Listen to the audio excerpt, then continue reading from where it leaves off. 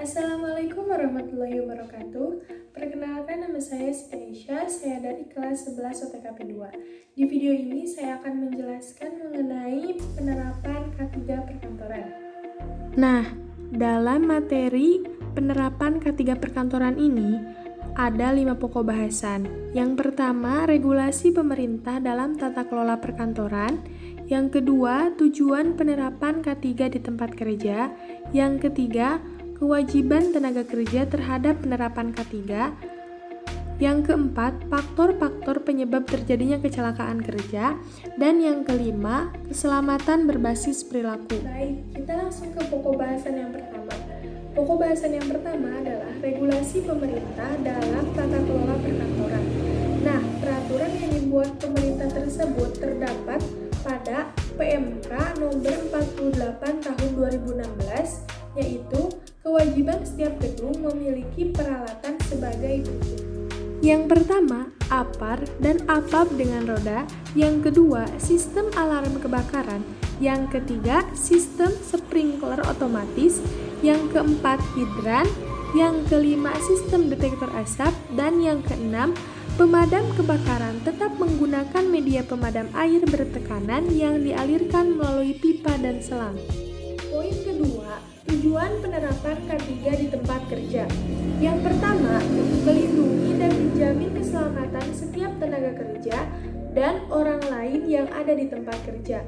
Yang kedua, menjamin setiap sumber produksi agar dapat digunakan secara aman dan efisien.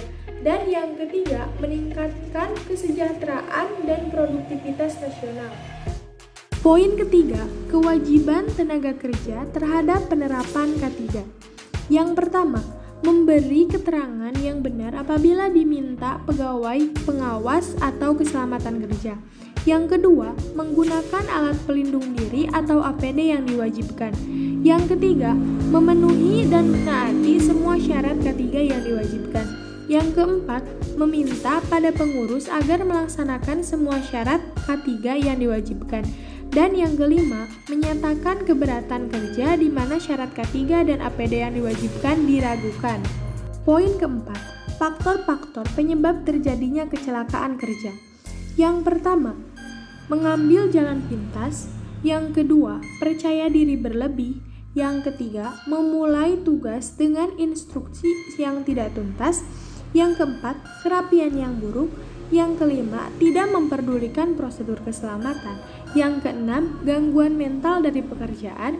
Dan yang ketujuh, gagal merencanakan pekerjaan. Nah, poin kelima atau poin terakhir ini adalah keselamatan berbasis perilaku. Dalam keselamatan berbasis perilaku ini terbagi menjadi dua faktor, yaitu faktor internal dan faktor eksternal. Faktor internal tersebut terbagi kembali menjadi dua. Yang pertama adalah karakteristik orang yang bersangkutan yang bersifat bawaan dan berfungsi untuk mengolah rangsangan dari luar. Yang kedua, misalnya tingkat pengetahuan, kecerdasan, emosi, jenis kelamin, dan sebagainya. Kemudian, faktor eksternal meliputi lingkungan sekitar, baik fisik maupun non-fisik. Dan yang kedua, seperti iklim, manusia, sosial, budaya, ekonomi, dan sebagainya. Sekian penjelasan yang dapat saya sampaikan. Mohon maaf apabila banyak kekurangan dan ada kesalahan. Wabillahi taufiq wal hidayah. Wassalamualaikum